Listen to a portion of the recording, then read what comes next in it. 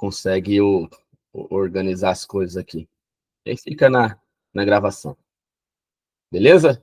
Pastor Washington, ora pra gente começar, por favor. Amém, vamos orar. Senhor, nós oramos a Ti, Pai, nessa manhã, e te agradecemos, Senhor, por tudo que o Senhor tem feito, por tudo que o Senhor seguirá fazendo por nós nessa manhã. Pai, te agradecemos, Senhor, pela vida dos nossos irmãos que estamos reunidos nesta manhã para aprender mais de Ti, e te pedimos, Senhor, que o Senhor possa nos dar sabedoria, conhecimento, graça, Senhor, e que tudo que nós aprendermos nessa aula de hoje, Senhor, nós possamos aplicar na nossa vida diária, Senhor, e assim nós seguimos crescendo, Senhor, como servos do Senhor. Pai, te agradecemos, Senhor, por essa rica oportunidade, Senhor, de sermos ministrados nessa manhã. Que a tua bênção, que a tua paz, Senhor, e a tua presença estejam sobre nós, sobre a nossa casa, sobre a nossa família, Sim.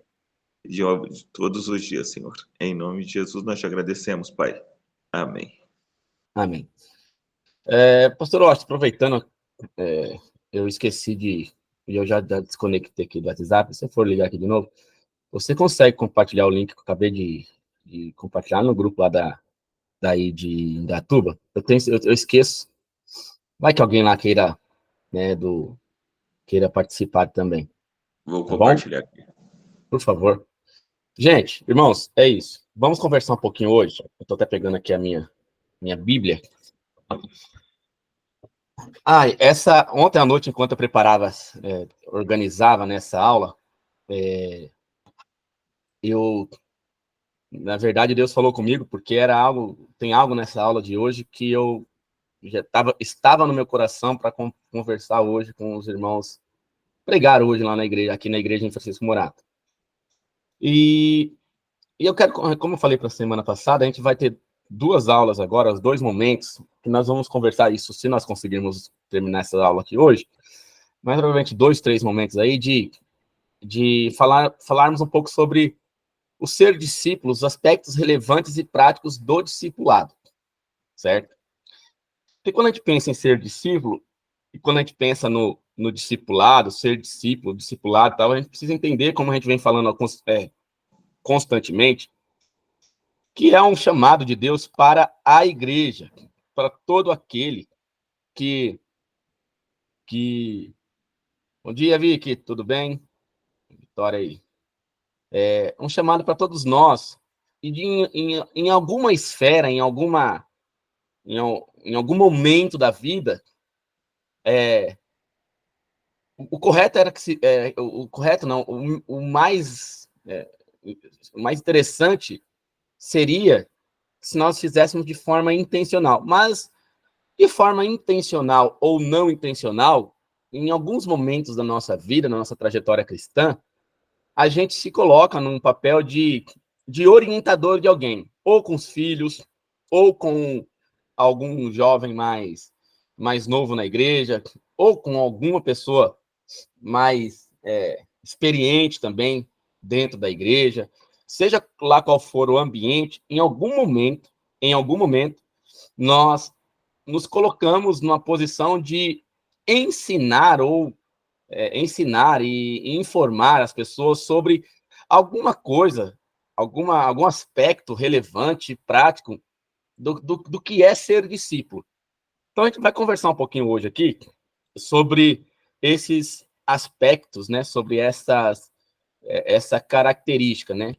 Então, nós temos falado já há algum tempo sobre isso, nós temos conversado bastante sobre sobre o discipulado, sobre por que Jesus morreu. Semana passada mesmo nós falamos que Cristo conquistou para si um povo, né, escolhido e com um propósito. Nós vamos falar um pouco mais sobre esses propósitos, né? Sobre o que é ser discípulo de verdade, de forma relevante e prática. Beleza? Então vamos lá. Nós estamos aqui, coloquei aqui orar, mas o que é para a gente pensar e nos momentos nossos de oração, a gente interceder ao Senhor. Veja, olha o que o Tozer, né, disse.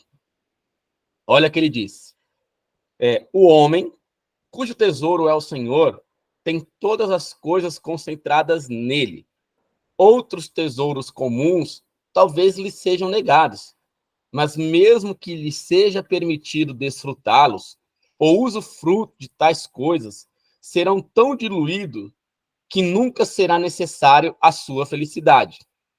E se lhe acontecer de vê-los desaparecer um por um, provavelmente não experimentará sensação de perda, pois conta com a fonte, com a origem de todas as coisas, Deus, em quem encontra toda a satisfação, todo prazer e todo deleite. Não se importa com a perda, já que em realidade nada perdeu e possui tudo em uma pessoa, Deus, de maneira pura, legítima e eterna. Bem, eu quero vocês essa fala do Tozer aqui, ela vai basear bastante. Ela vai ser uma base, essa fala vai ser uma base de tudo que nós vamos conversar sobre hoje aqui. Gente, vejam só. Olha o que o Tozer está dizendo. O homem cujo tesouro é o Senhor tem todas as coisas concentradas neles. Outros tesouros comuns talvez lhe sejam negados. E ele vai dizer, o que ele está dizendo? Ainda que, porventura, né, a nossa busca por bens materiais ou por alguma questão material nos sejam negados, a gente entende que o nosso tesouro é o Senhor. Precisamos entender. E ele vai dizer uma coisa muito, muito significativa, que é, mesmo que lhe seja permitido desfrutá-los, ou usufruto de tais coisas serão tão diluídos que nunca será necessário a sua felicidade. O que o Tozer está dizendo? Cara, quando o tesouro de fato é o Senhor, quando a nossa alegria, quando a nossa satisfação, quando o nosso prazer, quando o nosso deleite está completamente em Deus, isso é uma característica de discípulo. É um aspecto relevante do ser discípulo e para nós ensinarmos as pessoas. O que ele está dizendo? Ainda que a gente tenha, né, a oportunidade de usufruir de algumas bênçãos, de algumas conquistas materiais, de algumas conquistas que não é pecado, esse usufruto vai ser tão diluído que ela não será a fonte da nossa felicidade. Porque a nossa felicidade, a fonte é o próprio Senhor. E ele vai continuar dizendo, e ainda que, porventura, nós possamos perder uma a uma das nossas conquistas, daquilo que nós, ainda que possamos perder uma a uma de cada uma daquelas coisas que nós usufruímos, algum bem, alguma conquista pessoal, nós não vamos experimentar, de fato, uma sensação de perda, né? Porque nós temos como fonte e origem de todas as coisas nossa que nós vivemos e que usufruímos, ela será sempre em Deus. Gente, isso é muito importante. O que ele está dizendo aqui é o seguinte, bem, é tão gostoso, eu vou pegar um exemplo aqui muito perto, que tem acontecido, e eu vou usar a Vitória como exemplo, né? Eu vou, por exemplo, pegar, por exemplo, a Vitória. A Vitória fez o curso dela, terminou, graças a Deus, e agora está trabalhando na área dela. Que conquista linda, maravilhosa essa conquista.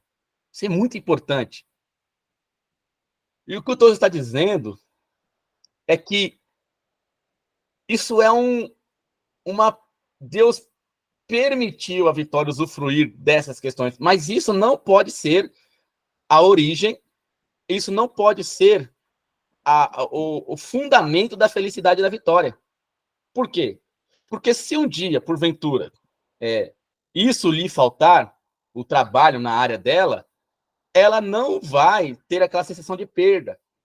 A sensação será sempre de que isso é a vontade de Deus, Deus sabe o que é melhor para mim, e se ele me permitiu passar por isso, eu usufruí por um tempo dessa bênção, agora o Senhor está preparando outra para mim, um outro tempo para mim.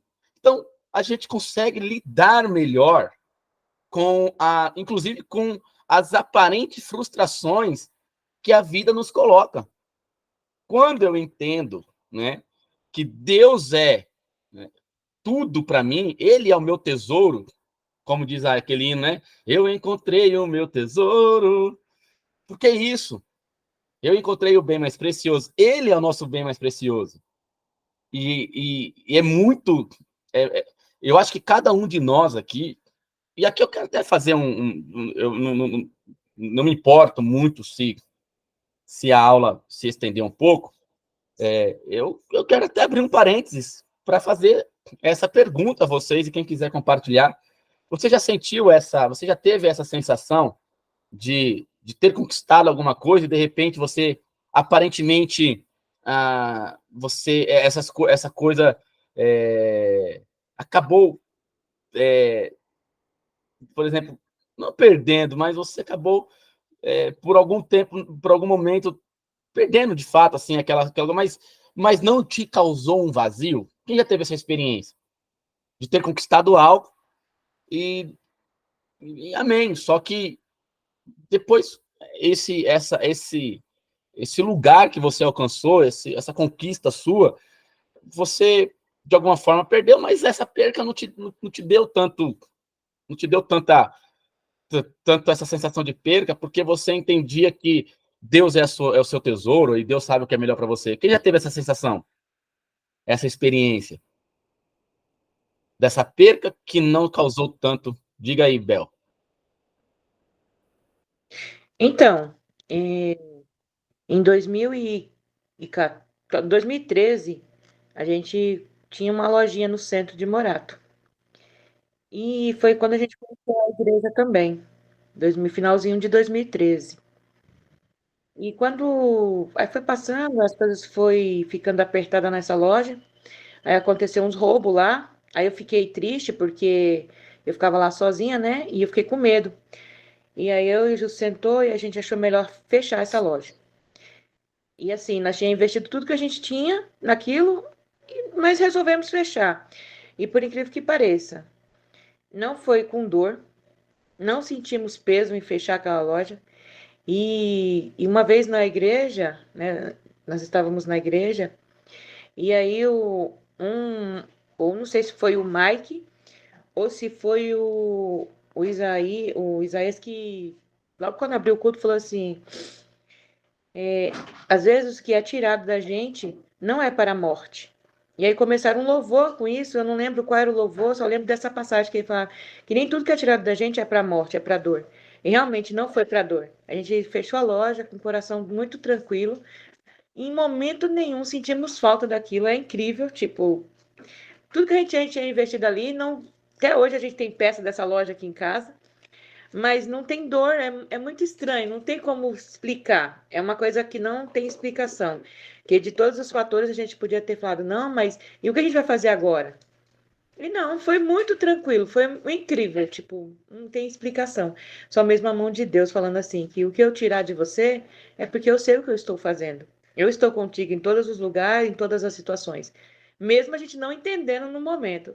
No momento certo, o Senhor vai esclarecer tudo pra gente, eu creio nisso. E até hoje nós não sentimos nada assim de remorso, dor, perca, nada. Só mesmo sabemos que o Senhor fez o melhor para nossas vidas naquele momento. Que bênção. É isso aí. É uma experiência estranha, né? Assim, aparentemente, que se você. Muitas pessoas, por menos, estão se descabelando e perdendo a paz, e muitas vezes até perdendo o casamento, desfazendo o casamento por conta de. E muitas vezes a gente passa por estes momentos, né? Dessa aparente perca ou perda de alguma coisa, mas o Senhor, né, e a gente ter a nossa satisfação em Deus, entendendo que a nossa vida está nas mãos do Senhor. Então, e aí eu quero, se alguém mais quiser, levante a mãozinha aí para falar, mas eu quero pedir que se você ainda não alcançou este, esta, não alcançou ou não consegue ter essa paz de espírito diante de alguma situação, peça ao Senhor, ore ao Senhor, para que você possa, de fato, descansar nele, entender que ele é o seu maior tesouro e que aquilo que aparentemente primeiro que você precisa agradecer, que você tenha um coração grato pelo tempo que o Senhor deu para você usufruir daquela bênção, daquilo que você lutou, daquilo que você buscou. Se você usufruiu de alguma forma, o tempo, o prazo que você usufruiu, você precisa ter um coração grato. Agora, também você precisa orar, e nós precisamos orar ao Senhor para que o nosso coração seja um coração tão de discípulo que compreenda essa realidade de que o Senhor é o nosso maior tesouro e que tudo que nós temos vem dele, pertence a ele e ele faz a nossa vida e nós somos dele.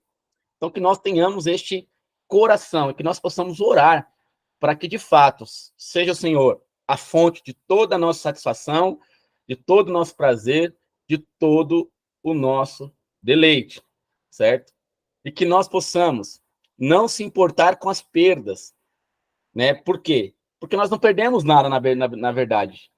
Porque nós temos Deus. E quando nós temos Deus de maneira pura, legítima e eterna, até as percas ganham um novo sentido. Não é fácil passar por tempos de perdas, mas em Deus, ele vai, como a Bel disse, com o tempo as coisas vão se mostrando, eu ia usar um termo aqui, mas pode ser que fique, as coisas vão se alinhando. Deus vai mostrando a luz lá no fim do túnel, entendeu? E é importante a gente ter... Alguém mais quer comentar alguma coisa? Que eu vou mudar de slide. Eu quero aqui agradecer aqui o meu irmão Thiago Teles, que está nos acompanhando aqui. Ele é lá do Rio de Janeiro, e ele está aqui acompanhando a gente hoje. A Márcia também está lá embaixo, lá em casa, lá assistindo também. Deus abençoe. E eu quero louvar ao Senhor pela vida de vocês. Gente, o Thiago tem uma sala, a gente tem uma sala de aula aqui, que a gente compartilha com os irmãos aqui. Então, se quiser compartilhar com os irmãos por aí também, me procura aí no WhatsApp, aí a gente vai conversando, tá bom? Deus abençoe aí, meu querido. Então, e aí tem algumas perguntas, né? E eu quero refletir com vocês para que a gente continue aqui. Alguém mais quer falar alguma coisa sobre aquele ou vamos esperar o próximo slide? Se alguém quiser falar alguma coisa, lembre-se, levante a mãozinha e vamos continuar. Onde está ou quem é o seu maior tesouro?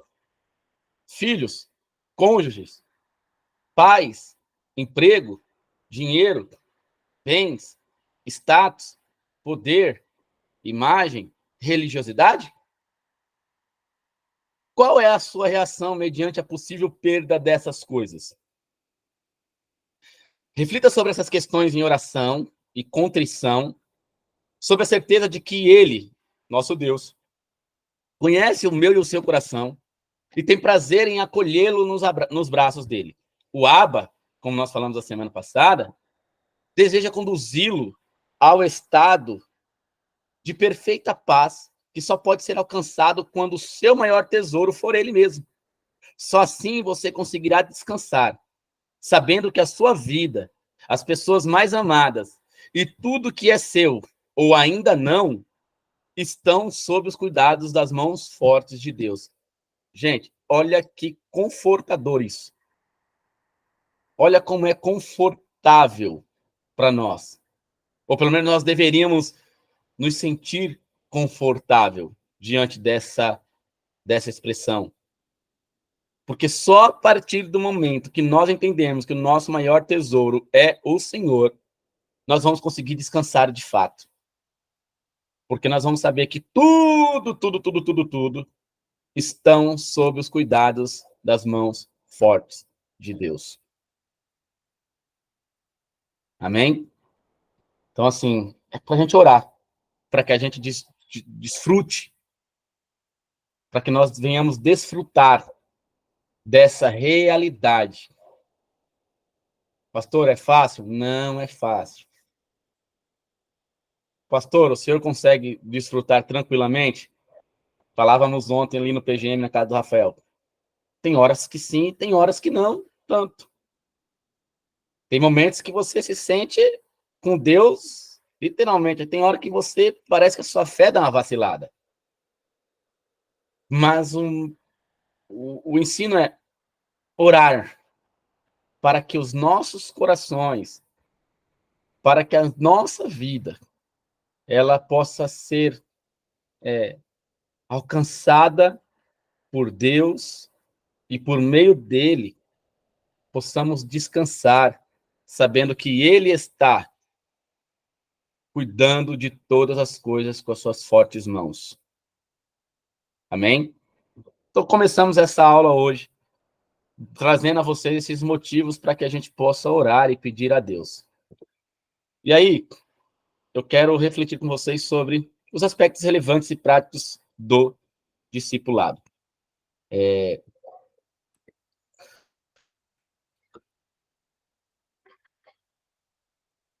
É bem possível, irmãos, que, assim, no decorrer dessa aula, você vai se deparar com alguns textos, né, que já foram até mencionados aqui na aula. Mas buscamos aqui compilá-los e a fim de proporcionar a percepção de forma sintética das características essenciais do discipulado. O conteúdo a seguir está baseado nas obras O Discípulo Radical, de John Stott. Isso é um livro, inclusive, de orientação aí, se vocês quiserem buscar. O Discípulo Radical, de John Stott, e o livro do Kate Phillips, A Formação de um Discípulo. Eu acho que é importante e a gente adquirir, tá bom? Se você puder adquirir para ler, é importante. Então, a gente vai começar a trabalhar alguns textos e algumas percepções aqui agora. Vamos lá. Alguém abre aí para nós aí. Romanos 12. Romanos 12. Romanos 12, 1 e 2. Quem abrir aí pode ler. Portanto, meus irmãos, por causa da grande misericórdia divina, peço que vocês se ofereçam completamente a Deus como um sacrifício vivo, dedicado ao serviço e agradável a Ele. Ele é a verdadeira adoração que vocês oferecem a Deus. Não vivam como vivem as pessoas desse mundo, mas deixem que Deus os transforme por meio de uma completa mudança da mente de vocês. Assim vocês conhecerão a verdade de Deus, e isto é aquilo que é bom, perfeito e agradável a Ele.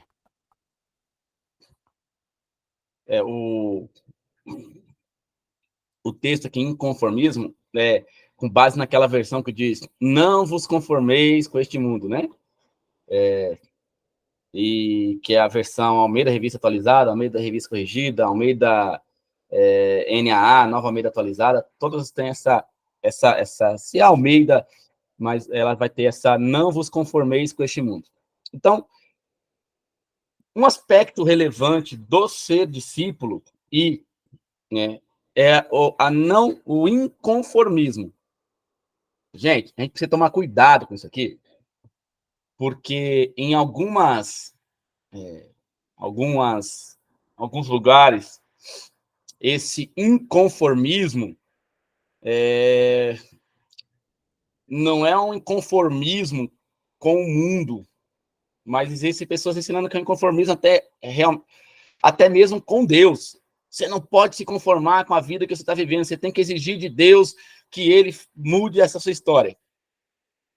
Não é esse inconformismo que Romanos está dizendo. Na verdade, não é essa a realidade. O que ele está dizendo? O discípulo de Cristo tem uma dupla responsabilidade em relação ao mundo ao seu redor. Por um lado, o discípulo deve viver, servir e testemunhar no mundo, porém, por outro, deve evitar ser contaminado por ele. E aí, nós temos uma linha de defesa de alguns irmãos, que é o escapismo. Não, a gente não tem que se envolver com as questões do mundo. A gente tem que fugir. Lá em Salmos 1, está falando para a gente não se assentar na roda dos escarnecedores, e não seguir o conselho dos ímpios, não se deter. Tá. Mas ali o que o texto está dizendo é para a gente não seguir os conselhos, não seguir aquilo que eles estão fazendo. Mas o próprio Cristo convivia em um mundo, mas ele não deixava ser contaminado por este mundo. E se nós somos discípulos de Cristo, esta é uma realidade para nós também. Nós estamos no mundo. Jesus, na sua oração, no João 17, vai: Pai, eu não oro para que os tire do mundo, mas que os livre do mal. Então, nós vivemos no mundo. E nós precisamos tomar cuidado, tanto com o escapismo, que é a ideia de fugir do mundo, de escapar na forma de alguns irmãos, né, dentro da história da igreja. Você vai ter alguns irmãos que tiveram essa prática. Os padres e as madres do deserto, né, os ascetas, eles deixavam os grandes centros. Por exemplo, nós citamos a semana passada o Francisco de Assis na aula. O Francisco de Assis foi um desses que sai dos grandes centros, doa toda a sua riqueza e vai viver uma vida de mendicância, certo? Eles vão viver uma vida de mendicância, longe daquela realidade. Os franciscanos têm essa característica. Na verdade, os monges surgem a partir de uma ideia de se enclausurar em um determinado lugar para não se contaminar com o mundo. Só que este escapismo, né, ele não é algo que a Bíblia ensina. Esse escapismo, procurar escapar e ficar longe do mundo para não se contaminar com ele, não é característica e não é uma realidade para um discípulo de Cristo. Tanto que também o conformismo não. O que é o conformismo? É o que, por exemplo, eu gosto muito da versão que eu tenho aqui, porque ela vai trazer o não vos amoldeis. Em vez de colocar não vos conformeis, né, ele vai dizer não vos amoldeis. Ou seja, não não tomem a forma do mundo. Vocês não precisam se entrar, lá no grego é esquematizum, né? Não entre no esquema do mundo. Não faça parte, é a mesma ideia do que está lá em Salmos 1. Não faça parte desse esquema fraudulento, desse esquema sujo, podre. Não, você é discípulo, você precisa viver neste mundo sem se contaminar por ele. Eu vou contar uma experiência, e foi algo que Deus me ensinou. Eu estava numa obra lá no Jardim Helena, zona leste de São Paulo, e bem, quem trabalhou em obra sabe que quando está em fase de terraplenagem, está tudo no barro, sem asfalto, sem nenhum tipo de revestimento de chão, intertravado, sem nada, é uma lameira desgramada, né? E eu precisava todo dia de manhã, né, e visitar a obra, dar uma volta na obra. Era um dos papéis meu, ver o andamento da obra. E um dia tinha chovido bastante, e aí eu chamei o fiscal lá também era crente, cristão, da Assembleia de Deus, aí eu falei, vamos lá dar uma volta na obra, vamos? Aí nós fomos. E aí no caminho eu percebia que, assim, tanto eu quanto ele, nós procurávamos sempre os lugares mais secos para não sujar a nossa bota, né? Porque depois nós voltávamos para o escritório, aí a gente ia ter que bater bota, lavar bota, aquela coisa. Então, quanto menos a gente se sujasse, era melhor depois para poder se limpar. E aí, na hora, Deus nós dois pulando assim, eu falei, Orlean, cara, olha isso aqui, cara. Eu tô lembrando de como que é a nossa vida no mundo aqui. Ele falou, como assim? Eu falei assim, porque a Bíblia diz para nós não nos amoldar ao mundo, mas transformar ele pela renovação do nosso entendimento. Olha como que nós estamos andando aqui. O mundo é isso. O mundo é lama. O mundo é isso. É lamaçal de pecado. E nós, como cristãos, só precisamos, o que nós temos que fazer? Nós precisamos caminhar no mundo, a gente não tem como fugir dessa realidade, mas de forma a nos contaminar o mínimo possível. E a realidade é, assim como nós estamos sujando de alguma forma o pé aqui, que não tem como não nos sujarmos, porque é lama para tudo quanto é lado, no mundo é a mesma coisa. A nossa vida como cristã, no mundo é a mesma coisa. O nosso dever é evitar ser contaminado. Porém, a gente sabe que, em alguma maneira, de alguma forma, nós vamos nos sujar, acabar nos sujando. Só que tem gente que não faz questão. Aí tinha um rapaz lá que já estava acostumado a trabalhar na obra, então o cara que está lá no meio da obra, ele não está nem azul. Ele está com aquela botina de plástico, de borracha, e ele passa no meio da lama. E ele não sei o que. Eu falei, ó, tá vendo? Ali, ó, obviamente, né, pegando a analogia, ele estava com uma bota adequada para aquilo. Eu falei assim, ó, tem gente que anda igual aquele rapaz ali, ó. Tá nem aí, se sujando. E tem cristãos que andam daquela forma, se contaminando, porque não faz nem questão mais. E tem outro, e aí assim, mas o nosso dever neste mundo não é escapar dele, não é se enclausurar em algum lugar, não é nós pegarmos aqui a comunidade do Calvário e falar, vamos fazer, como o pastor Washington brincando, vamos comprar 5.000 metros de terra lá no Chile e vamos fazer uma colônia da comunidade do Calvário. Aí vai ficar a comunidade do Calvário enclausurada nessa colônia e um ou outro sai para comprar uma coisinha, tá, mas rapidamente volta naquele mundo fechado, como algumas seitas fazem, né? Não, não é isso.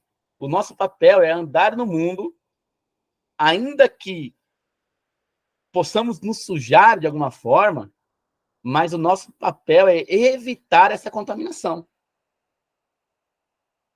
E aí, Deus está convocando um povo para si, como nós falávamos na semana passada, e o desafiando a ser diferente de todos os outros povos. John Stott comenta que o significado do amor ágape, conforme está em Mateus 22:39, ame seu próximo como a si mesmo, é o sacrifício próprio em benefício de outros. Pois a intenção de Deus para a sua igreja é que ela seja uma comunidade de amor, de adoração e de serviço. Isto no meio do mundo. Só faz sentido no meio. Jesus disse, vós sois a luz aonde? Vós sois a luz do mundo. E aí ele vai dizer, ninguém acende uma candeia e coloca, por exemplo, debaixo da cama. Não vai surtir o efeito.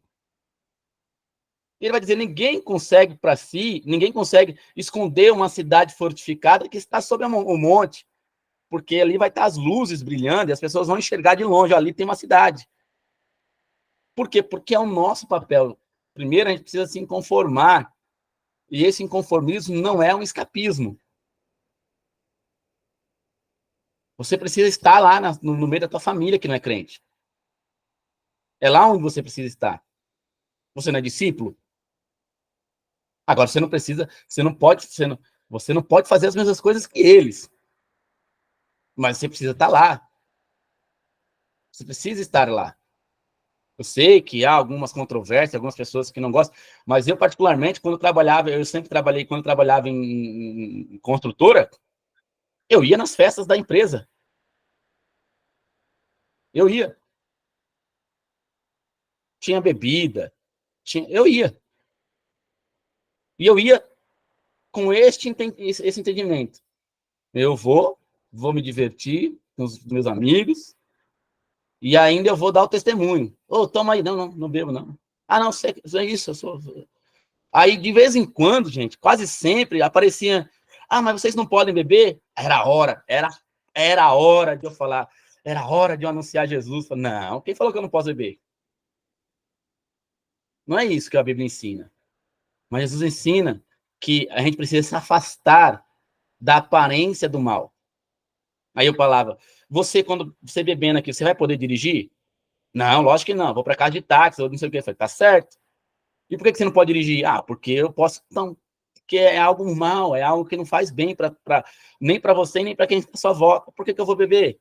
Então é isso que a Bíblia ensina. O valor maior da Bíblia é eu amar o outro tanto que eu não faço nada que possa levar um mal-estar para outra pessoa. E aí eu aproveitava a oportunidade de falar um pouquinho de Jesus. Óbvio, não era aquele chato, que aí pronto, morria o assunto aí, e ia falar de futebol e tal. Mas assim, era isso, é isso. Eu sei que existem pessoas que são contrárias a essa postura, mas eu, particularmente, não sou. Porém, eu vos digo também, se você não tem estrutura para estar em um ambiente regado por algumas práticas que você ainda não se sente confortável de estar ali, o melhor conselho da Bíblia é afaste-se da aparência do mal, certo? Mas, assim, é só pelo tempo de você estar mais forte em Deus. Porque a verdade você precisa estar justamente no lugar em que aparentemente Jesus não estaria, que Jesus não entra. E não entra, não é porque ele não queira, não entra porque as pessoas não dão espaço para ele. Se você está ali, você é um discípulo de Jesus, você é um reflexo de Jesus na sociedade, você, de alguma forma, você vai estar transmitindo valores cristãos naquele lugar, naquele ambiente. Sem ser chato, tá? Pelo amor de Deus. Entenderam? Então, isso é o inconformismo com o mundo. Isso é o não se amoldar aos padrões do mundo. E esta é a vontade de Deus para nós. Alguém tem algum comentário para fazer aí, gente? Alguma experiência, algum comentário? Algum acréscimo disso que eu estou falando? Pode liberar o microfone aí e falar, por favor, não deixa eu falando sozinho, não. Eu vou pegar a lista aqui. Eu vou perguntar, que eu quero ver se vocês não liberam o microfone.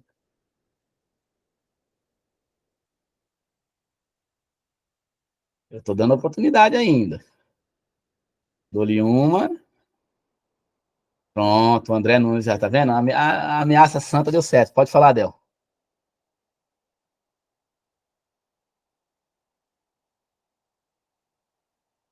A paz do Senhor, irmãos, tudo bem?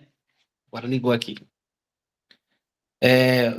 Irmãos, eu gostaria de compartilhar algo que também, né? Eu acho que eu vou muito nessa linha que o pastor está falando aí, de que nós não entender a palavra do Senhor como ferramenta, mas o Senhor vai usar quem para estar anunciando a Cristo no mundo? Somos nós. E não uma só vez, né? Mas diversas vezes, até estando em ambientes, né, com o pastor também, de que o evangelho, que assim como fala a palavra, que nós somos uma carta, né, estamos sendo lida o tempo todo, sendo observado, e quando a gente tem uma postura de cristão em qualquer ambiente, no supermercado, no trabalho, na escola, isso vai confundir o mundo.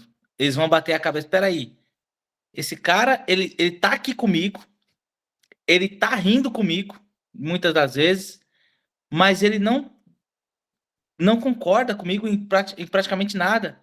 E muitas das vezes, nós sendo... Porque Jesus estava inserido no contexto, né, Otoniel? Jesus estava inserido com as pessoas, em tudo quanto é lugar que... Todo lugar que as pessoas diziam assim que Jesus não podia ir, ele estava lá, né? Com as pessoas, mas totalmente... Ele estava inserido naquele contexto, mas estava ali como exemplo, para mostrar como que você pode estar e não se contaminar.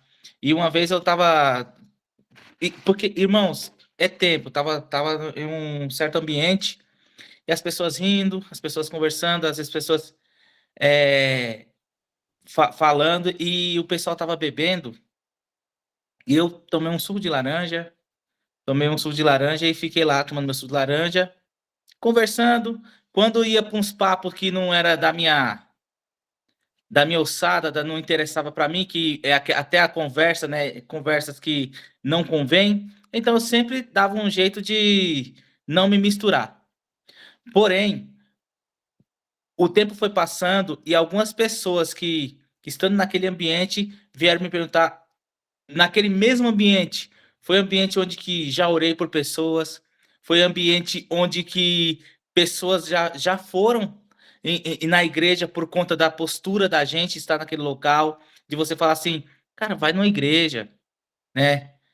Você vai entender o porquê que a gente pode sim estar nesse ambiente, estar se divertindo, estar rindo, mas não precisa se contaminar. Então, você pensa que não, mas o seu testemunho, a nossa postura em qualquer ambiente, qualquer local, até na nossa casa mesmo, quando as pessoas, a forma que você recebe as pessoas, a forma que você é recebido, como você conduz nos locais, as pessoas vão enxergar o reflexo de Cristo em você.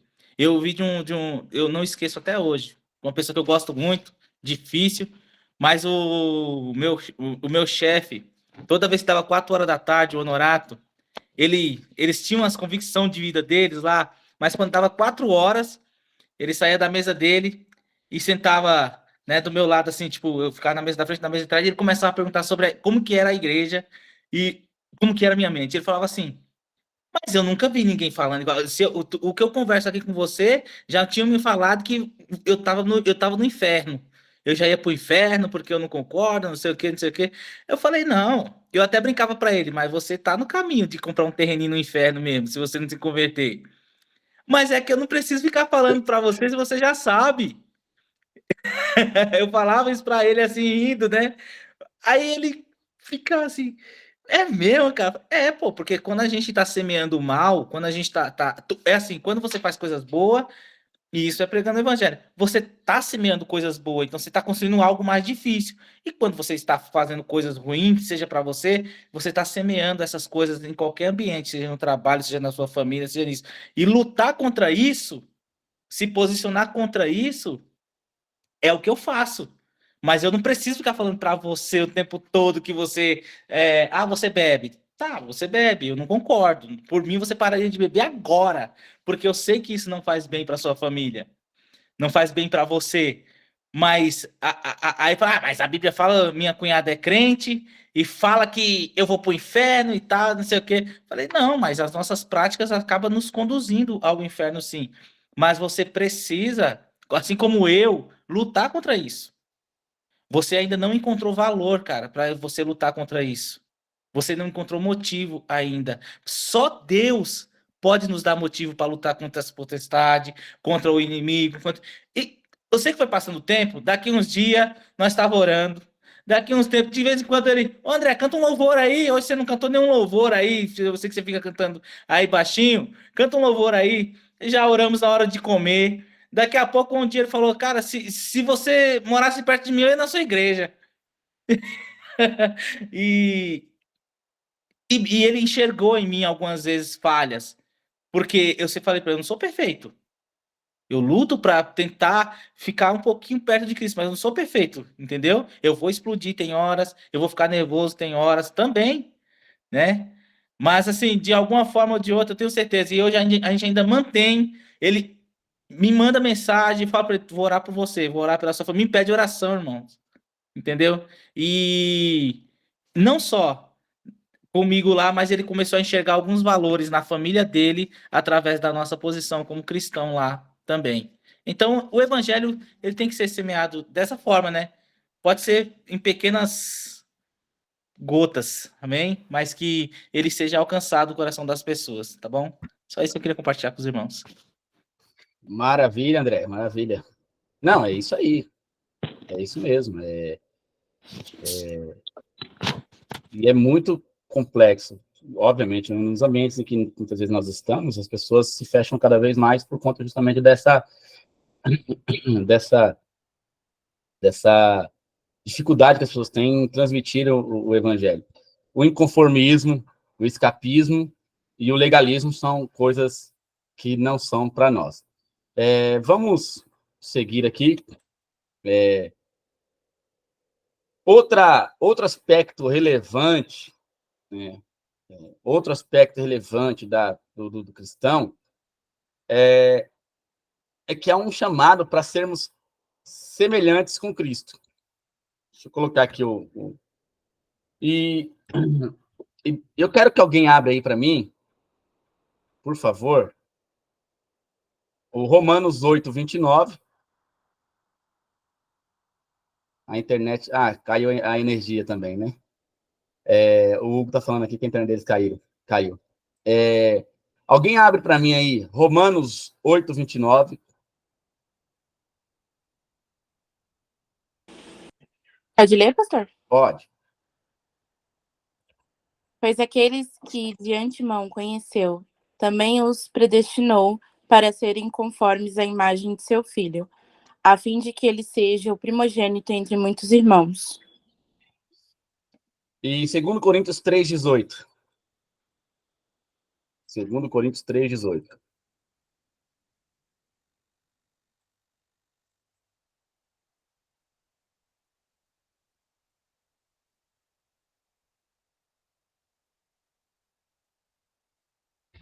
Quem achou aí pode ler.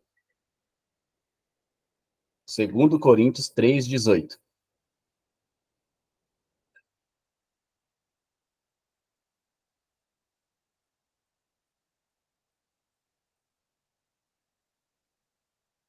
Gente, vocês estão me ouvindo aí? E todos nós, que com a face descoberta contemplamos a glória do Senhor, segundo a sua imagem, estamos sendo transformados com glória cada vez maior, a qual vem do Senhor, que é o Espírito. Isso aí.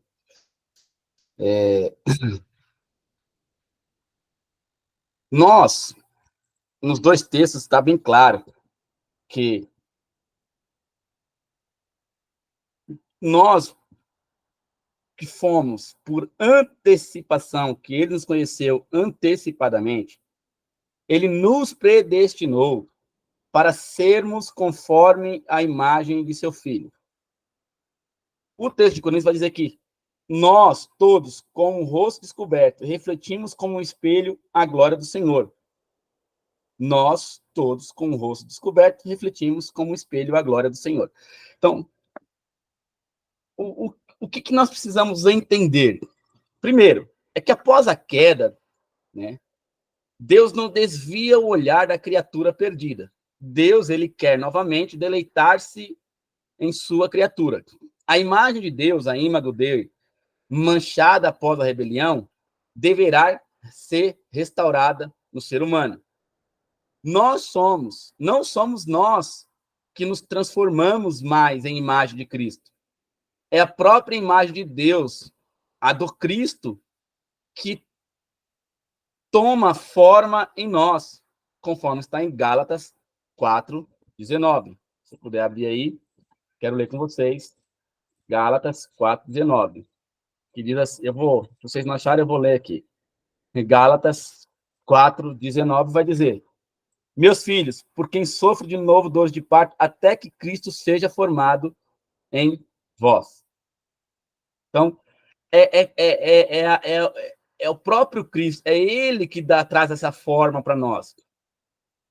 Pode-se entender que, como sugere Bonhoeffer, né, a vida de Cristo sobre a terra ainda não está consumada. Cristo continua vivendo sua vida na vida dos seguidores. Então, ele adverte. Desculpa. Ou seja, a vida de Cristo, né, ela, sobre a terra, ela não está consumada porque ela continua sendo vivida por nós. E aí ele vai dizer, por isso que ele adverte, não falemos, pois, de nossa vida cristã, mas da verdadeira vida de Jesus Cristo em nós. Como disse Paulo, já não sou eu quem vive, mas Cristo vive em mim.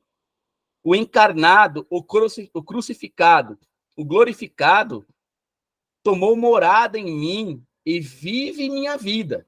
Para mim, o viver é Cristo. Filipenses 1:21. Com Cristo, porém, com Cristo, porém, mora comigo o Pai, e ambos pelo Espírito Santo, e a própria Santíssima Trindade que tomou morada nos cristãos, preenchendo-os e transformando-os em sua imagem. Então, nós precisamos refletir a glória de Deus. Por quê? Porque nós somos as pessoas as quais Cristo mora dentro, que o Espírito Santo mora em nós. Nós não vivemos mais a nossa vida, nós vivemos a vida de Cristo em nós. É Cristo que vive em nós. Nós somos aqueles responsáveis para que, ao Cristo formar e forjar a sua vida em nós, a sua imagem em nós, nós precisamos, como disse lá em 2 Coríntios 3,18, refletir esta glória, refletir a vida de Cristo. Nós precisamos tomar a semelhança de Cristo em todos os nossos atos. Porque nós, cristãos, somos transformados e preenchidos pelo próprio Cristo. Se nós... Aí é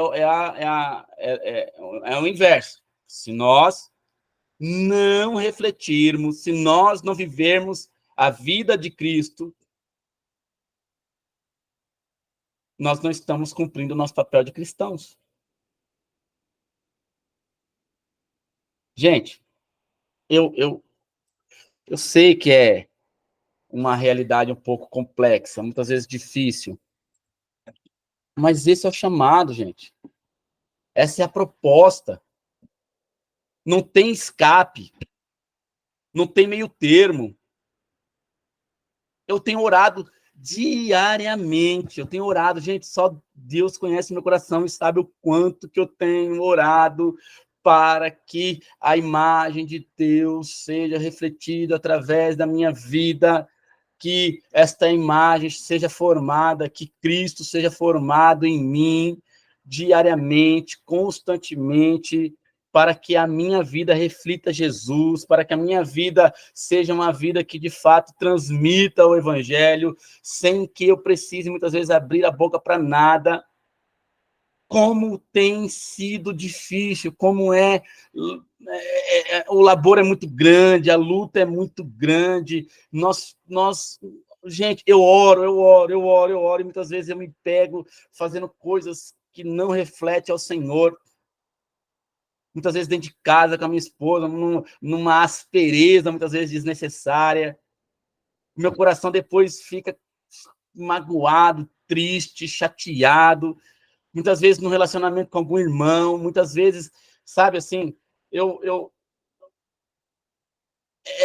é difícil, muitas vezes, você olhar para você e colocar sua vida como a Bíblia, como parâmetro, e você falar assim, caramba, mas eu não consigo. Poxa, eu não consigo me libertar dessas questões, eu não consigo. E só que eu luto, eu oro, eu busco. Gente, esses dias eu falei com a minha esposa, me ajude em oração para que eu aprenda mais do Senhor. E para que eu reflita mais, a começar dentro da minha casa, valores do reino. Porque quando eu olho para esta realidade, que eu preciso ser semelhante a Cristo e que em mim mora, em mim habita o Espírito de Deus, e que o Cristo é formado em mim, e que eu tenho a imagem do Pai. Gente, eu não sei vocês, mas eu tenho uma dor no meu coração, porque muitas vezes eu não consigo refletir como eu deveria refletir. E aí eu não me conformo.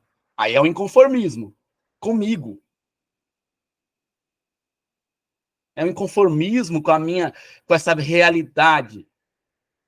Mas isso não me impede de buscar ao Senhor. Pastor Walsh, pode compartilhar.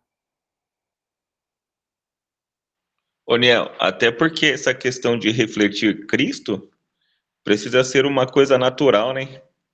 Não pode ser uma coisa assim que, eu li, então eu vou fazer isso aqui. Porque enquanto não for uma coisa natural do nosso dia a dia, nós sempre ficamos caindo nessas armadilhas. Esse é o desafio, porque quando o refletir Cristo em todas as ações, ela passa a ser algo natural na nossa vida, aí alcançamos verdadeiramente o objetivo.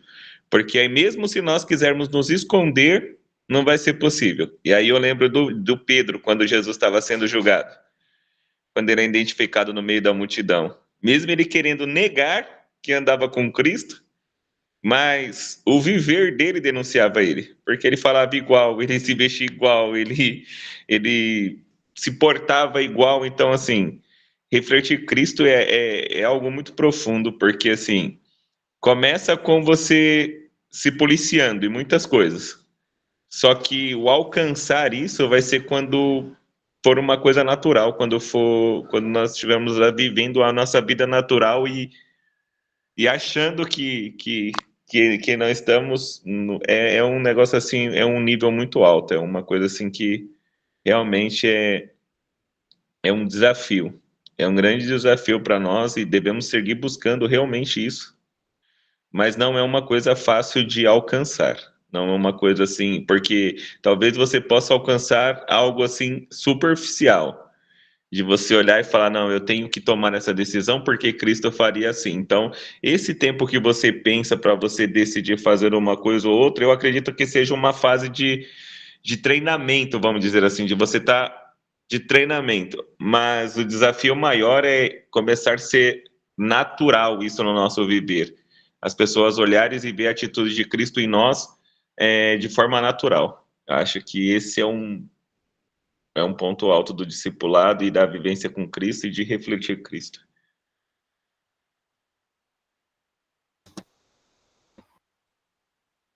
Justamente, irmão, justamente. E sabe, pastor Washington, é justamente nesse ponto de se tornar natural. E como você mesmo disse, tem que ser praticado. Tem que ser praticado. Porque assim, o que Jesus fez e nós temos referência, né? E para seguir, temos que continuar buscando. Não só orando, mas detectando. Porque quando você... O importante, gente, também, o pastor Walsh falou, é praticar e detectar. É ter a base cristã suficiente para detectar esses aspectos que estão fora do padrão, que estão fora dessa exigência de Jesus para nós. E aí, quando eu detecto isso, porque tem pessoas que não conseguem nem detectar mais a sua falha, né? A sua conduta contrária ao evangelho, que virou tão natural. Aí o que é natural para ele é viver justamente o inverso daquilo que a palavra de Deus diz. Mas quando a gente se esforça, ora, busca ao Senhor para que a partir de nós Cristo seja revelado, o Espírito Santo vai te alertar de quando você der aquela falha, que é onde você precisa orar, que é onde você precisa interceder e buscar ao Senhor para viver uma vida de integridade que reflita o Evangelho. Que eu levanto a mão, que eu pode falar. Paz a todos. Paz, irmão. Levando esse contexto que vocês estão comentando aí, o pastor falou sobre Pedro, o versículo que a gente está comentando, em Romanos 12, para quem já tem um certo momento, um certo tempo no Evangelho, para quem já tem um certo tempo já de idade, já tem uma compreensão melhor do que o que é a sua vida, é até relativamente simples e fácil. É só você se autopoliciar, que fala no versículo 12:2. Não os moldeis ao esquema desse mundo. O complicado, eu acho que a grande frustração de muitos, ou até mesmo o grande temor, ou a falta de dificuldade de entender as coisas, é o lado B, que fala, mas se transformados pela renovação da vossa mente. É essa transformação que talvez está engessado ou com alguma dificuldade de se adaptar à sua convivência, ao seu nível de amadurecimento. Não se moldar, a gente até consegue, a gente se autopoliciar. O André falou sobre a experiência com o patrão, até o próprio pastor Daniel falou da experiência que ele ia nas festas, se policiava no comportamento. Isso é natural de um crente que já tem uma maturidade. O complicado é passar para a segunda fase, que é se mudar a sua mente, se renovar, evoluir, fazer um upgrade, um update, saber entender que só se ficar se policiando não vai trazer algo diferencial para esse mundo. Eu acho muito lindo o ministério de Jesus, porque ele não se moldou, mas sim ele moldou o evangelho de acordo com o que Deus queria. É mostrar para o mundo que eu não preciso estar no mesmo esquema do mundo, mas fazer uma diferença Eu estou assistindo um pouco mais próximo a Paralimpíadas, com pessoas deficientes de vários níveis de deficiência, e teve um depoimento de um atleta brasileiro. Ele já é aposentado, mas ele faz parte lá do comitê. Ele fala que espera, ele não tem os 2 braços, ele tem um toquinho nos 2 braços. Ele fala assim, ó: "Nós que somos deficientes, nós esperamos que o mundo pare, porque nós temos deficiência. Só que o mundo não para, porque são milhares de pessoas com deficiência". Aí ele pegou e falou: "Se o mundo não para, eu não vou poder parar. Eu não vou parar. Nós todo dia vivemos um desafio diferente".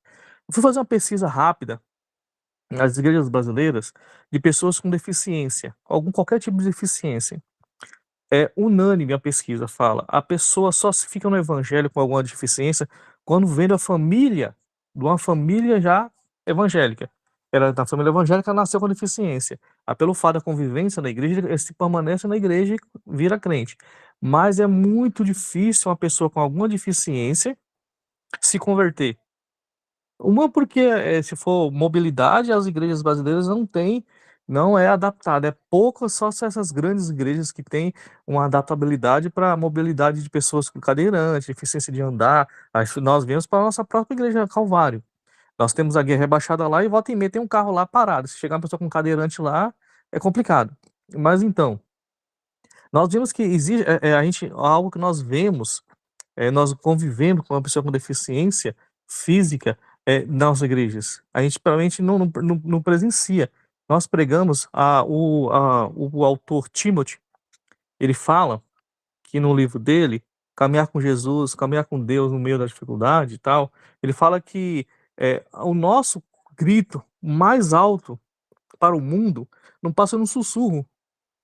Nós desejamos que quando alguma pessoa da nossa família morra, que o mundo pare por alguns minutos, para poder contemplar a morte, mas isso não acontece, o ciclo continua. Mas ele fala que no mundo espiritual é um terremoto de alta magnitude, porque Cristo vê isso. Então nós estamos, vivendo o evangelho, pregando o evangelho, tentando nos adaptar ao evangelho, a assim, talvez pode até parecer um pouco depreciativa a minha frase, mas já com público-alvo. Um público que a gente prega o evangelho para pessoa que ela tem, o perfeitas condições físicas e mentais para se converter, até assim, a gente prega o evangelho e quem faz crescer Jesus Cristo, quem faz germinar Jesus Cristo, o Espírito Santo que vai convencer, não somos nós. Nós pregamos o evangelho e tentamos mostrar todas as formas possíveis, que eu estava falando aqui, de refletir Deus, Jesus Cristo na nossa vida, no nosso cotidiano. Mas nós vemos que pessoas com dificuldade um pouco a mais, seja física, seja mental, ou famílias que têm esse tipo de pessoas, a gente talvez não se preocupa tanto com esse evangelho, preocupa tanto em pregar esse evangelho. Eu falo porque eu tenho uma família que ele tem um filho de 20, acho que é da idade do meu irmão, 23 anos, ele nasceu com paralisia cerebral, e ele é um simpatizante do evangelho, ele respeita, só que ele não se conforma, porque o filho nasceu desse jeito. Então, assim, eu tento, algumas vezes, conversar com ele, falar que. Eu até falei pra ele uma vez, falei assim: ó, ô Denis, o seu filho vai ter algo que eu nunca vou ter e você nunca vai ter. É o fato de não pecar. Ele não vai pecar. Ele vai falecer, vai chegar ao seu momento de vida e vai morrer com a mente limpa, com a mente de uma criança, uma mente sem nenhum tipo de malícia. Isso eu já vejo um grande diferencial de Deus nele. Embora ele não tem os atributos físicos que eu tenho, ou cerebral que você tem, mas ele não vai pecar. Eu trabalho com uma pessoa lá, que se diz crente, e eu percebo dia a dia que ele prega que é ele e Deus, não tem um próximo. Aí eu peguei e falei para ele assim: mas se não tem um próximo, para que serve esse evangelho que você vive? Porque o evangelho, ele consiste em o próximo, não é eu. Adoramos a Deus, servimos a Deus, tentamos refletir Deus em nossa vida, só que o resumo da obra é cuidar do próximo, é carregar o próximo, é suportar o próximo, é aperfeiçoar a sua mente em prol do próximo, para que tentar refletir o evangelho de Cristo no próximo, para o próximo. Então, assim, viver se policiando dos pecados do mundo. E quando eu falo mundo, não é parte geográfica, não é metafísica, é um mundo espiritual, porque até o próprio mundo físico está sofrendo com nossas ações. Nós vemos as grandes catástrofes que estão acontecendo aí dia após dia. A gente se policiar, não se moldar, relativamente, para quem já tem um tempo de evangelho, para quem já tem a sua mente já focada, saber que Cristo é Cristo, saber que quem é Ele no evangelho, é até fácil. O complicado é você viver essa renovação da sua mente. É você estudar as escrituras e falar assim, ó, pô, isso eu não posso fazer porque é contra as escrituras. Logo, logo vai explodir na mídia aí, mas já tem uns rumores. Então, uma nova igreja tá surgindo e chama Lesbiteriana. É uma igreja que a pastora lá é casada com outra mulher. E o lema deles é falar assim, ó, vem, todo mundo foi rejeitado por alguém e não tem o amor, vem aqui na nossa igreja que nós vamos apresentar o amor de Deus. Eu falei, tá certo? Eles vão apresentar o amor de Deus e Deus vai amar. Eu falando com o rapaz lá, eles vão amar, só não vai ter aprovação. Aí é difícil, porque no evangelho os meios não justificam os fins. Eu não posso fazer algo errado em prol de uma coisa boa, querendo no final uma coisa boa. Isso não funciona no evangelho. Então, dito isso, a gente tem que realmente não se moldar, né? Não se conformar com o ciclo natural das coisas que o mundo oferece, mas também vigiar, procurar renovar, aprender, aperfeiçoar a nossa mente para o evangelho e pregar o evangelho. Em todos os aspectos, todos os aspectos. Até pessoas que estão convivendo com a gente que tem algum tipo de dificuldade, pessoa física, mental, ou tem algum tipo de dificuldade espiritual, dificuldade emocional, e aprender, para a gente que somos um pouco mais, ou se for, mais, que lê um pouco mais assíduo a Bíblia, aprender a se adaptar, também renovar a mente. Isso que eu vejo a grande dificuldade dentro das igrejas, de líderes, de pessoas de plateia, pessoas que estão trabalhando, é essa renovação, essa adaptabilidade do espiritual e até chegar num ponto de, igual o pastor Acho falou, virar algo natural. Talvez pode, no início, não ser natural, mas depois da convivência, eu sempre gosto de falar, a prática nos leva ao aperfeiçoamento, nunca à perfeição. Amém? Essas minhas palavras. Maravilha, Kiel. E é justamente isso, né? O que a gente está falando aqui, dessa vida com Cristo, desse reflexo da vida de Cristo, é o que o pastor Watts falou. Inicialmente, é óbvio, como acredito que o André, como o que eu falou, muitas vezes, na verdade, eu particularmente, não trabalho mais, a minha mente já não trabalha em alguns aspectos, por isso que eu falo que tem hora que a gente ora ao Senhor e busca a Deus. Eu falo assim a minha, porque assim, eu tenho muito, assim, desde quando fui criança, eu frequento igreja. E eu tive um verdadeiro encontro com o Senhor, né? Eu tive um verdadeiro encontro com Deus. Então, assim, e eu amo as Escrituras, e eu amo a palavra de Deus. Então, assim, eu não vivo uma vida de policiamento mais. Por quê? Porque isso aí já passou, já foi. Eu vivi uma vida de policiamento assim, extremo, né? Aquele policiamento, a gente precisa se policiar, que é o vigiar, né? Orar e vigiar para que não entrei em tentação. Vigiar é o quê? É policiar. Não é porque a gente tem tempo de igreja que a gente não tem que se policiar. O policiamento ele faz parte da vida do cristão, porque é a parte do vigiar. É o estar vigilante, né? É o estar atento às suas próprias atitudes, é estar atento às suas próprias condutas. E aí, óbvio, existem coisas na minha vida hoje, que, como o pastor Ward falou, é natural. É natural. As coisas se transcorrem de forma natural. Por exemplo, eu não preciso ficar me policiando do ambiente que eu estiver se tiver bebida. Para mim, tanto faz. Não muda isso para mim. Certo? Eu não preciso me policiar com relação a intrigas familiares. Porque, assim, eu não dou trela para essas coisas. Assim, para mim, já passou, né? Vamos lá, eu não preciso, por exemplo, eu nunca fui, né? Eu nunca fui. Tem gente que tem problema com mentira, né? Eu nunca fui um cara de... Assim, eu não preciso ficar me policiando.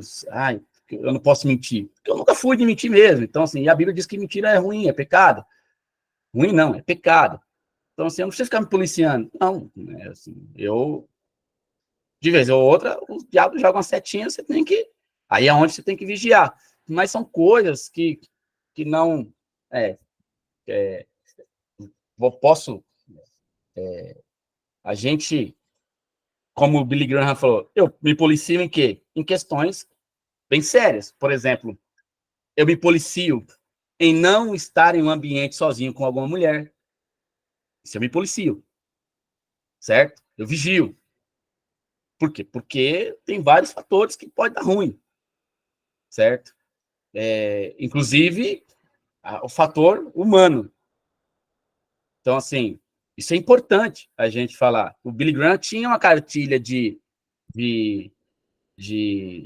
respeito com respeito à sua comitiva, de que ele não atendia mulher de jeito nenhum sozinho. Ele não atendia.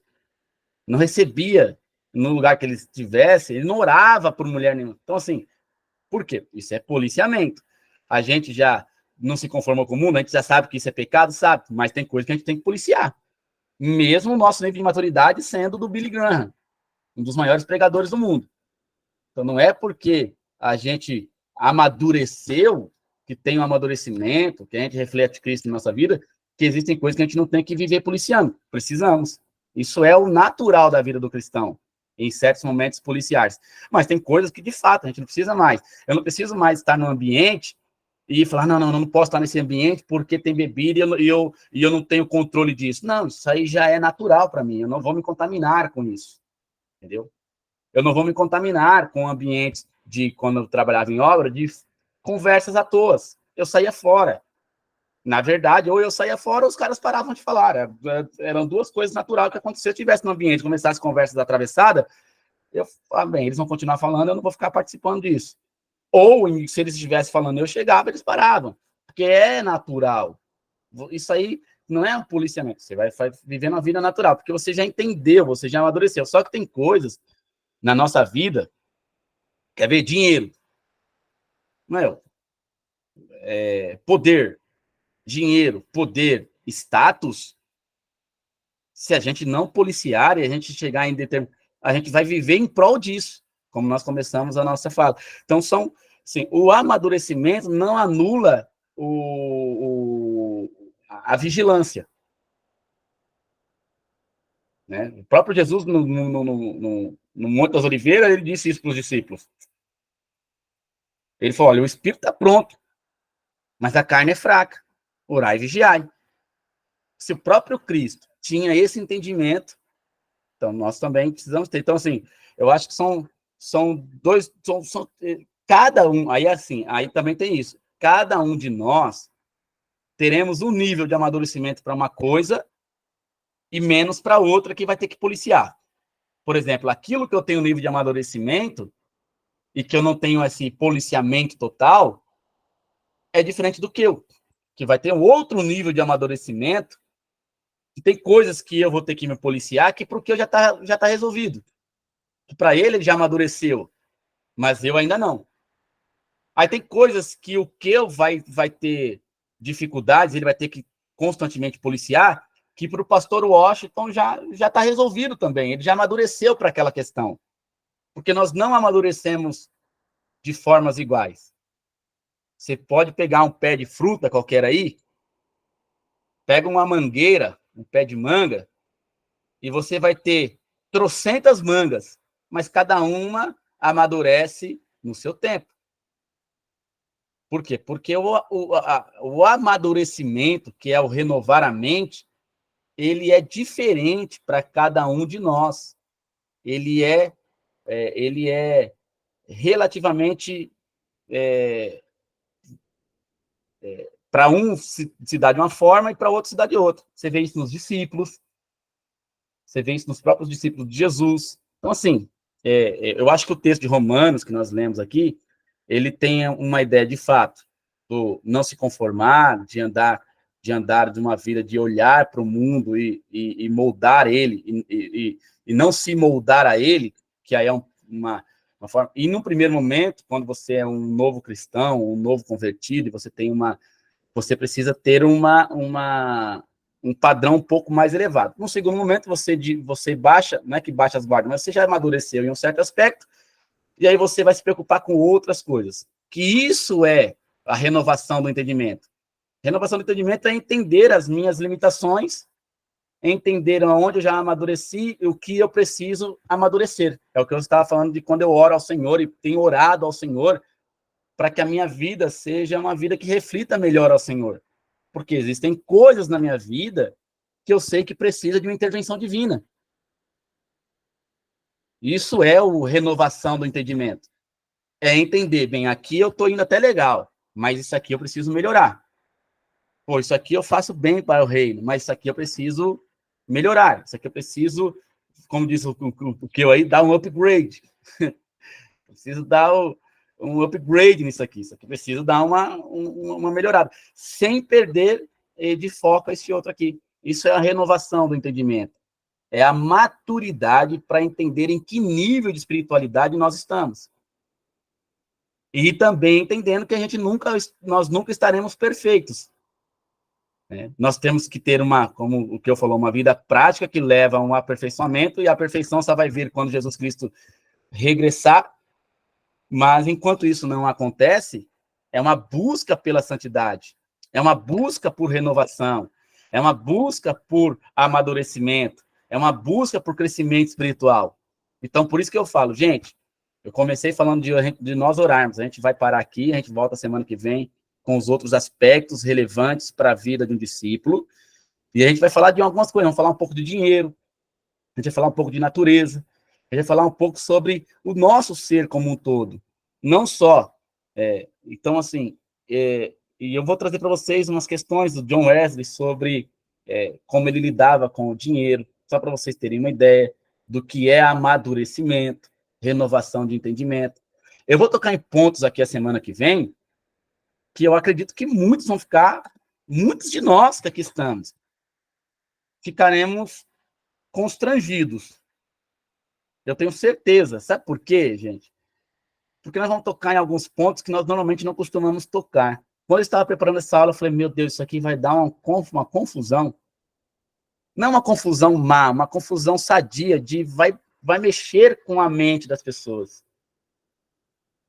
Vai mexer com o nosso entendimento acerca de algumas questões da vida que muitas vezes a gente não para pensar. Só que eu quero deixar isso aqui para a semana que vem.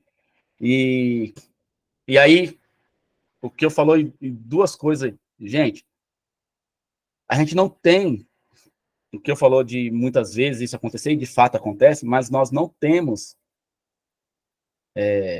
um padrão de pessoas para serem alcançadas pelo Evangelho. O Evangelho é para todo o mundo. E isso inclui as pessoas que têm, de fato, algumas limitações físicas, intelectuais.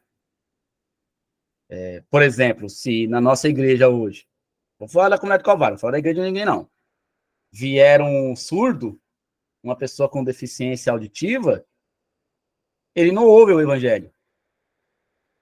Por que ele não ouve o Evangelho, gente? Por quê? Porque, como que eu disse, nosso Evangelho é para quem vê e para quem ouve perfeitamente, para quem tem as suas atribuições físicas. É isso, porque não tem intérprete. Agora, eu pergunto para vocês, nós não temos pessoas que... Você percebe que o reino, hoje em dia, é muito maior, a gente fica se preocupado. Imagina se tivesse um intérprete na igreja, o intérprete ia pregar todo culto. Todo domingo o intérprete ia estar pregando. Ah, pastor, mas a gente não tem pessoas surda e muda, né, na nossa igreja. Mas a gente poderia pegar o intérprete e falar para ele assim, então a gente vai transmitir o culto, e vamos deixar uma câmerazinha em você, e você, todo culto, você vai transmitir o culto em Libras para nós.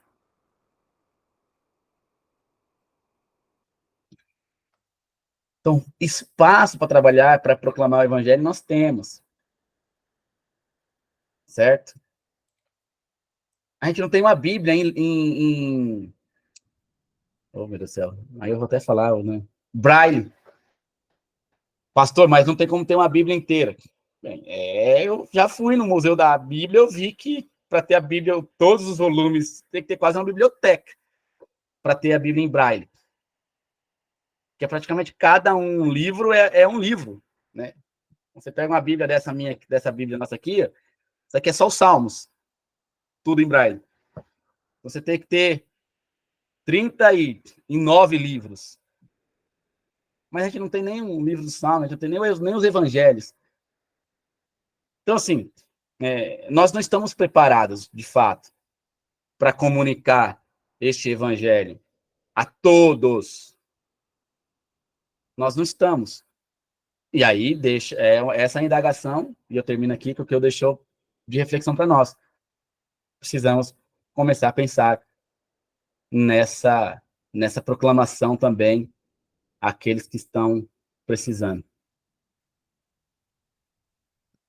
Por isso que eu oro. Gente, ora em nome de Jesus. Orem em nome de Jesus. A gente precisa a gente não tem espaço para crianças com autismo. A gente não tem nenhum fone. A gente não tem nada nesse aspecto para que, se porventura chegue alguma criança com autismo na igreja, a gente pelo menos oferecer para a mãe. Ó, mãe, coloca porque o nosso som é alto. Para não... Sabe? São pequenas atitudes. Como que eu trouxe a reflexão, obrigado. Eu estou aqui refletindo de um monte de coisa, estou falando da comunidade do Calvário. Atitudes simples que nós não temos. E que fica a reflexão para a gente poder pensar nessa proclamação do Evangelho e e refletir Cristo a partir dessas necessidades também. Só que essa não é uma necessidade só do pastor refletir. Eu agradeço ao que eu trazer o assunto, porque nós temos que refletir sobre isso. E que o que eu disse é verdade. A gente tem lá uma rampa, pensado em se porventura aparecer um cadeirante, e vira e mexe, tem carro na frente. Como nós estamos pensando no próximo desse jeito? E eu termino pensando sobre isso com vocês aí. Gente, vamos orar então para nós terminarmos, 10h31. Semana que vem a gente volta. Quero agradecer a todos vocês que estiveram aqui. Rael, o Bruno Barão, o Wesley, meu primo que está lá nem sei onde você está, Wesley. Mas está em algum lugar do Brasil aí, está ouvindo a gente. A Márcia, a Cristina, aos irmãos que puderem estar com a gente aqui no Facebook. Quero agradecer a todos vocês. E eu quero que... Ô, Ariana, libera o microfone aí e ore para nós, por favor.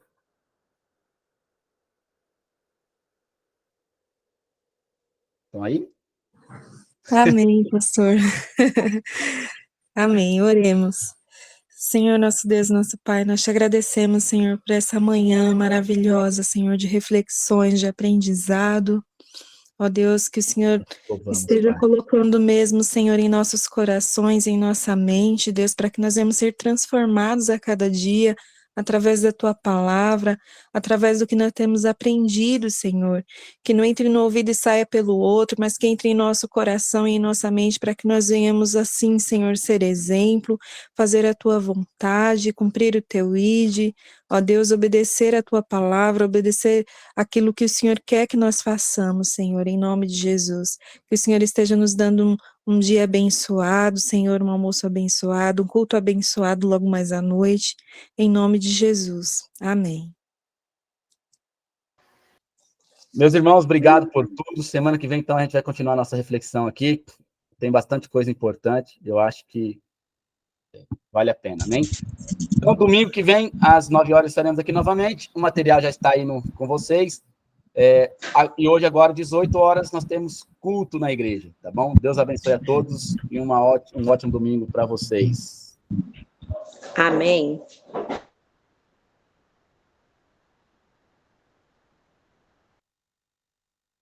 E é isso aí. Parar a